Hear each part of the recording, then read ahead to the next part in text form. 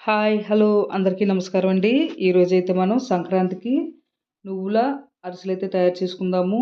ఈ అరిసెలైతే మనకి నువ్వులనేది పట్టయితే ఉంటాయన్నమాట. విడిపోకుండా ఆయిల్‌లో వేసినప్పుడు చాలామందికి నువ్వులైతే విడిపోతాయన్నమాట. కాబట్టి నువ్వులైతే అరిసెకి బాగా పట్టి ఉండేలాగా, అలాగే అరిసె అనేది పైన క్రిస్పీగా, లోపల సాఫ్ట్‌గా ఉండేలాగా ఈ వీడియోలో అయితే చూపిస్తానండి. చూడండి అరిసె కూడా మీకు తుంచి అయితే చూపిస్తున్నాను. పైన క్రిస్పీగా ఉంది. లోపల కూడా మనకి అరిసె అనేది బాగా కుక్ అయిందనమాట. సాఫ్ట్‌గా అయితే ఉన్నదనమాట. మరి కంపల్సరీగా వీడియో లాస్ట్ వరకు చూడండి. మీకు చాలా పర్ఫెక్ట్ అని అనిపిస్తది. అలాగే మీకు పాకం కూడా చాలా పర్ఫెక్ట్‌గా అయితే చెప్పాననమాట. వీడియో అయితే మాత్రం లాస్ట్ వరకు చూడండి. మరి సంక్రాంతికి అరిసెలైతే కంపల్సరీగా వండుకోండి. ముందుగా అయితే దీనికి మనం కోటా బియ్యం అయితే తీసుకున్నాననమాట. ఇలా కోటా బియ్యం తీసుకొని 3 పూటలైతే నానబెట్టుకున్నాను. అంటే 24 గంటల కంటే ఇంకా ఎక్కువగా టైమే నేను నానబెట్టుకున్నాను. మధ్య మధ్యలో మాత్రం నీళ్లు వంపేసి మళ్ళీ కొత్త నీళ్ళైతే వేసి ఇలా నానబెట్టుకున్నాననమాట. ఆ నీళ్ళతోనే ఉంచితే మనకు వాసన అయితే వస్తాయి. కాబట్టి నీళ్ళనేది మారుస్తూ ఉండాలి. ఇలాగ 3 పూటలయిన తర్వాత బియ్యం అనేది బాగా వడకట్టి ఇలా క్లాత్ మీద అయితే కొంచెం ఆరబెట్టుకోవాలి. కొంచెం తడి ఉన్నప్పుడే మనం మిల్లయితే పట్టించేసుకోవాలి. మరీ పూర్తిగా ఆరిపోకూడదు. కొంచెం తడైతే ఉండాలనమాట. ఇప్పుడు పిండి ఆడించిన తర్వాత మీకు చూపిస్తాను. ఈ పిండి నేను మిల్లు పట్టించిన తర్వాత కూడా మళ్ళీ నేను దీన్ని బాగా జల్లించుకున్నాను. జల్లించిన తర్వాత కూడా నాకు ఈ మాత్రం రవ్వయితే వచ్చిందనమాట. కాబట్టి మిల్లు పట్టించుకున్నా సరే కంపల్సరీగా మీరు జల్లించుకోవాలి. ఇలా అయితే ఈ రవ్వతో గాని చేసుకున్నారంటే అరిసెలైతే బాగా రావు. ఇప్పుడు ఈ పిండయితే పక్కన పెట్టుకొని దీని బెల్లం అయితే తీసుకుందాము. బెల్లం అనేది మెత్తని బెల్లం అయితే తీసుకోండి. మరి గట్టి బెల్లం కాకుండా పెద్ద దిమ్మలో బెల్లం అయితే తీసుకోండి. అరిసెలకైతే చాలా బావుంటది. ముందుగా బెల్లం అయితే కరిగించుకుందాము. ఏదైనా నలకలయి గాని ఏవైనా ఉంటే మనకి పైనయితే పోతాయి కాబట్టి ముందు ఒక తపాల్లోకి బెల్లం అయితే వేసుకొని కొంచెం నీళ్ళు పోసుకొని కరిగించుకోండి. ఇలా కరిగిన తర్వాత వేరే దానిలోకి మీరు ఎందులో అయితే అరిసెలు తిప్పుకోవాలనుకుంటున్నారో అందులోకి వడకడేసుకోవాలనమాట. ఎందుకంటే చూసారుగా ఇసుక అది ఉంది మనకి. ఇప్పుడు మనకి పాకం అయితే రావాలి. ఇలా కలుపుతూనే ఉండాలి. కలుపుతూ ఉండి చాలా జాగ్రత్తగా చూసుకుంటూ ఉండాలి. ఈలోగా మనకి నువ్వుల్లోని కొంచెం తడిపైతే పెట్టుకుందాము. కొంచెం మజ్జిగైతే వేసుకోవాలనమాట. బాగా చిలికిన మజ్జిగని ఇలా నువ్వులైతే వేసుకొని తడిపి పెట్టుకోవాలి. మరి ఎక్కువ మజ్జిగైతే వేసేసుకోవద్దు. జస్ట్ మనకి నువ్వులు తడిచాయా లేదా అంతవరకే మనం నువ్వులైతే కలుపుకోవాలనమాట. నువ్వులైతే కలుపుకొని ఇలా బాగా నువ్వులకన్నిటికి కూడా ఈ మజ్జిగైతే కొంచెం ఇలా బాగా పట్టించి కొంచెం సేపు నానబెట్టుకుంటే ఇవి అంతలోకి మనకి తయారు చేసుకునే టయానికి బాగా నానతాయి. ఈ మజ్జిగంతా కూడా ఈ నువ్వులకైతే బాగా పట్టించి ఇప్పుడు ఈ నువ్వులైతే పక్కన పెట్టేసుకుందాము. అలాగే ఇలా చేయడం వల్ల మనకి నువ్వులనేది పిండికైతే అంటించుకున్నప్పుడు విడిపోకుండా ఉంటాయి కాబట్టి ఇలా మజ్జిగ అయితే కలుపుకుంటామండి. అలాగే ఇప్పుడు కొంచెం పాకం అయితే చెక్ చేసుకుందాము. ఇలా పాకం కొంచెం బాగా దగ్గరికి అయిన తర్వాత మంట అనేది లో ఫ్లేమ్‌లో పెట్టుకోవాలనమాట. లేదంటే మనం ఇటు చూసేలోగా అటైతే మనకి పాకం అయితే గట్టి పడిపోద్ది. కాబట్టి లో ఫ్లేమ్‌లో పెట్టుకోండి. ఇలా కొంచెం పాకం వేసిన తర్వాత ఇలా చేతికి మనకి ఉండైతే మనకి చేతికైతే దొరకాలనమాట. చేతికనేది ఇలాగా మనకి ఉండైతే వచ్చి మనకి సాఫ్ట్ బాల్‌లాగా అయితే రావాలనమాట. మరీ గట్టిగా కూడా రాకూడదు. సాఫ్ట్‌గా రావాలి. ఈ బాల్ అనేది ఇలా చేత్తోటి ఇలా చేసినప్పుడు సాఫ్ట్‌గా బాల్‌లాగా అయితే సాఫ్ట్ బాల్‌లా రావాలి. మరి గట్టిగా కూడా ఉండకూడదు. గట్టిగా ఉంటే అరిసెలనేది మనకి గట్టిగా అనేది ఉంటాయనమాట. అలాని మరీ జారిపోకూడదు పాకం కూడాన. ఇలా సాఫ్ట్‌గా బాల్‌లాగా అయితే రావాలి. ఇది మనకి పర్ఫెక్ట్ అరిసెల పాకం అనమాట ఇది. ఇప్పుడు మనకి పాకం అనేది మనకి వచ్చేసినట్టే. ఇప్పుడైతే నేను స్టవ్ ఆఫ్ చేసేసుకొని ఇప్పుడు ఈ పాకానైతే కిందకైతే నేను దించేసుకుంటున్నాను. ఇప్పుడు ఇందులో కొంచెం నేను 2 స్పూన్లు నెయ్యయితే వేసుకుంటున్నాననమాట. ఇలా నెయ్యి అనేది వేసుకోవడం వల్ల కొంచెం మనకి మంచి టేస్ట్‌గా అయితే అరిసెలైతే ఉంటాయి. ఇలా నెయ్యి వేసి ఒకసారి బాగా కలుపుకోవాలి. ఇలా బాగా కలుపుకున్న తర్వాత ఇప్పుడు కొంచెం కొంచెంగా పిండయితే వేసుకోవచ్చు. ఇందులో ఈ టైంలో మీరు ఇలాచీ పౌడర్ కూడా వేసుకోవచ్చు. నేనైతే ఇలాచీ పౌడర్ అయితే వేయటం లేదు. ఒక మనిషైనా ఉన్నా సరే కొంచెం కొంచెం పిండి వేసుకొని ఇలా కలుపుకుంటా ఉండాలి.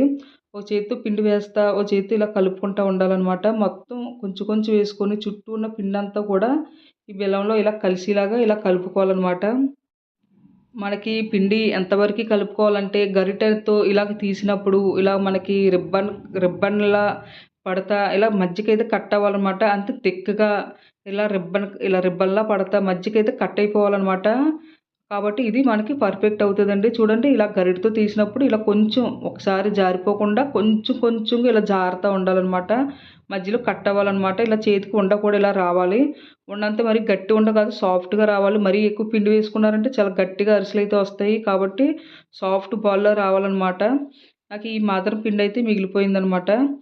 ఇప్పుడు మనం ఈ అరిసెల ముద్ద మీద కొంచెం ఆయిల్ అయితే వేసుకుంటున్నాను. ఒక చిన్న టీ గ్లాస్ ఆయిల్ అయితే వేసుకుంటున్నాను. పిండి అనేది మనకి ఆరిపోకుండా ఉంటది. ఇప్పుడు దీని మీద మనం ఒక మూత అయితే పెట్టేసుకొని దీన్ని మనం పక్కనైతే పెట్టేసుకుందాము. ఈలోగా మనం ఆయిల్ అది కూడా అన్నీ రెడీ చేసుకోవచ్చు. అలాగే పక్కన చిల్లీలు గిన్నె కూడా పక్కనైతే పెట్టుకున్నాను. మధ్యలో బాక్స్ కూడా పెట్టుకున్నాను. అరిసెలు అనేది చుట్టూ కూడా నేను పేర్చుకుంటాననమాట. అలాగే ఒక ఆయిల్ కవర్ కూడా పక్కన అయితే పెట్టుకోవాలి. ఇప్పుడు అన్నీ కూడా పక్కన రెడీగా చేసుకున్నాం కదా! ఇప్పుడు కొంచెం కొంచెం పిండిని ఒక గిన్నెలోకి అయితే తీసుకొని మళ్ళీ మూత అయితే పెట్టేసుకోవాలనమాట. పిండి ఆరిపోకుండా ఉంటది. మనం ఎంత కొంచెం కొంచెం చేసుకుంటాం కాబట్టి కొంచెం అనేది తీసుకొని ఉన్నది ఇలాగ మూత అయితే పెట్టేసుకోవాలి. ఇప్పుడు చూడండి మీకు చేతికి మీరు ఎంత సైజ్ చేసుకోవాలనుకుంటే అంత బాల్‌నయితే ఇలా చేసుకొని, మీరు మరీ సన్నంగా కాకుండా, మరీ దళసరిగా కాకుండా మీడియం ఫ్లేమ్‌లోగా ఇలా ఒత్తుకోవాలనమాట. ఇది ఆయిల్ పేపర్ అండి. లేదంటే ఒక ప్లాస్టిక్ కవర్ తీసుకున్నా సరే కొంచెం ఆయిల్ అనేది అప్లై చేసుకొని, ఇలా నెమ్మదిగా ఇలా బాగా ఇలా ఒత్తుకోవాలనమాట. మరీ పలచగా ఒత్తేసుకోవద్దు, మరీ దళసరిగా కూడా వద్దనమాట. ఈ సైజులో అయితే మీకు సరిపోద్దనమాట. ఆయిల్ అనేది మరీ పెనం నిండుగా ఆయిల్ వేసేసుకోవద్దు. సగానికి ఆయిల్ ఉంటే సరిపోద్ది. ఆయిల్ అనేది మనకి మీడియంగా మరగాలి. మరీ హెవీగా ఆయిల్ మరగకూడదు.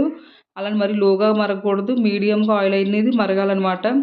చక్కగా ఇలాగ మనకి ఈ రంగులోకి వచ్చిన తర్వాత అరిసెలైతే తీసేసుకోవచ్చు.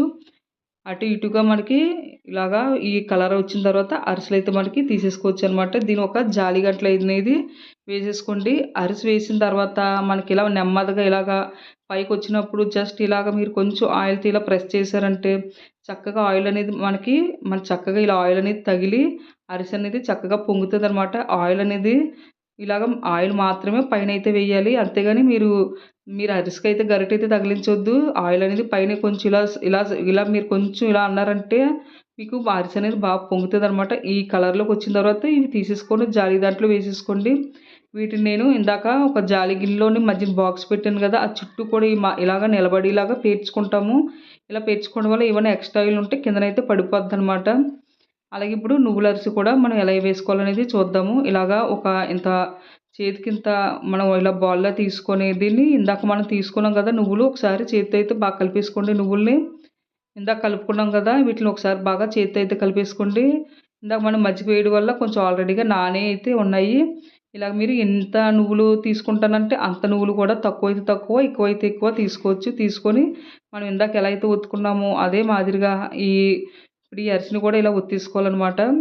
మరీ దళసరిగా కాదు, కొంచెం పలచగా కాదనమాట. ఇలాగ మీడియంగా ఇలా ఒత్తేసుకోవాలనమాట.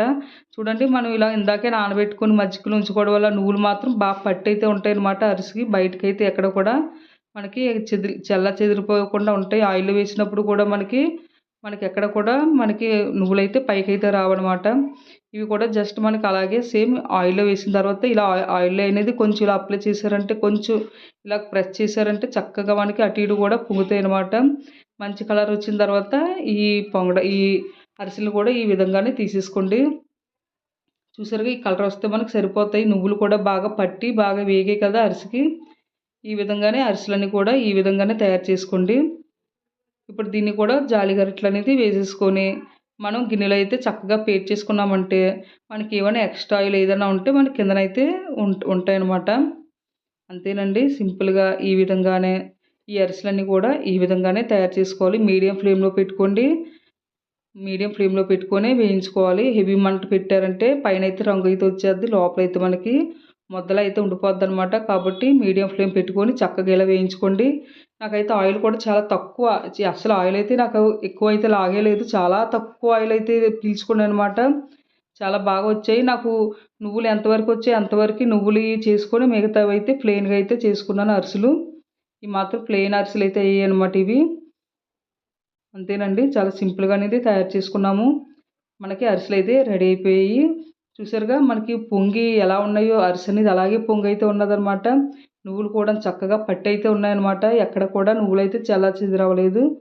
నేను తీసుకున్న పిండికి, బెల్లానికి నాకైతే ఈ మాత్రం అరిసెలైతే వచ్చాయి. మరి మీకు ఈ రెసిపీగా నచ్చితే కంపల్సరీగా లైక్ చేయండి, షేర్ చేయండి, సబ్స్క్రైబ్ చేసుకోండి నా ఛానల్‌ని.